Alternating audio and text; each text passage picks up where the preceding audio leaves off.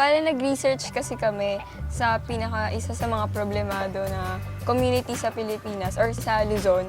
Nakita namin yung sa video sa isang local channel, may documentary sila dito, tas 2 or 3 na bata na yung namatay due to intestinal worms. Bukod doon, after namin malaman yung problema na yun, nag-research nga kami. Tas nung nalaman nga namin na may intestinal worm problem sila dito, pinuntahan namin yung community, tinignan namin yung cause, which is yun nga, nagdudumi sila sa tabing dagat, tas walang proper hygiene.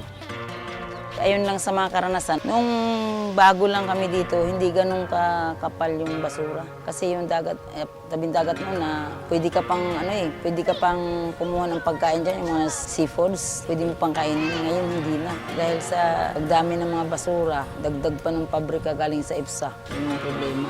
Yung basura nila sa bahay, basta pagka gamit nila, sa kusina, number 1 talaga. Ilalagay lang sa tabing bahay, kakainin ng aso, kakainin ng pusa, kakainin ng daga. O siyempre, saan ba mapupunta yun? Di doon sa kalusugan masisira. Hinihiling lang namin magpamilya rito. Kahit naman sira-sira yung bahay namin, magkaroon lang kami ng CR para hindi naman kami magiging kawawa lang.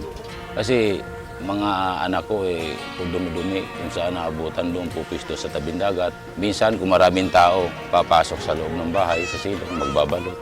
Yan ang problema namin. Wala kaming CR, wala. Ang ano namin, nakakaawa naman mga bata, lagi lang mabalot sa tinatapon sa playa. Pangkaraniwan dito yung pagtatain ng mga bata, diarrhea. Yun yung number 1 na sakit ng mga bata. Masakit sa tiyan, hanggang sa yung mga kasama na dyan yung pagkakaroon nila ng worm, yung bulate. Bihira ang isang buwan na walang 5 pasyente, 5 arang, 6, na bata matanda. Usually mga 3, 5 hanggang 10.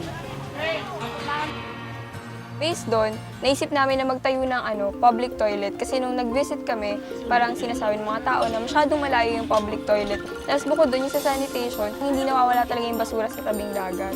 So yun, dahil doon, naisip namin na mag-clean up din. Tapos nag-assess kami ng mga tao kung ano na alam nila tungkol sa intestinal worms, tapos sa proper waste management.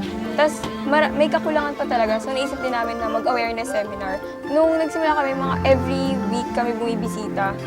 Kasi naging challenge sa amin yung layo from Quezon City, tapos Cavite. May pagkakaiba na kasi kung dati, ang mga tao yung bang kung sa tingin namin walang pakialam. Ngayon, pag nababalitaan nila na, lalo na kung sinasabi ko darating yung mga estudyante, nakaabang na yan sila.